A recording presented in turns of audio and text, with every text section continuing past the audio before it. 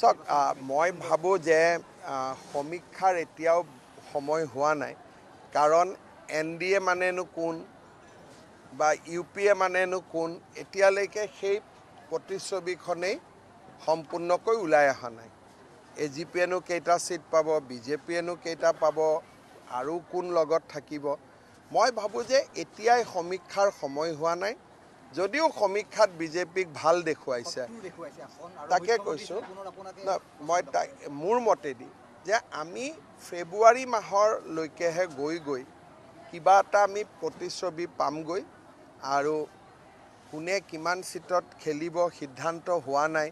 গতিকে নম্বৰটো আমি কেনেকৈ ক'ব পাৰিম মই ভাবোঁ যে সমীক্ষাক লৈ আমি উৎসাহিত হ'ব নালাগে কিন্তু সভাত মানুহৰ উপস্থিতি বা মানুহৰ মৰম এইবিলাকক লৈ আমি উৎসাহিত হ'ব লাগে আৰু লাষ্টত মোৰ নিজৰে এটা সমীক্ষা থাকিব সেইকাৰণে মই সমীক্ষাক লৈ বেছি চিন্তা কৰা নাই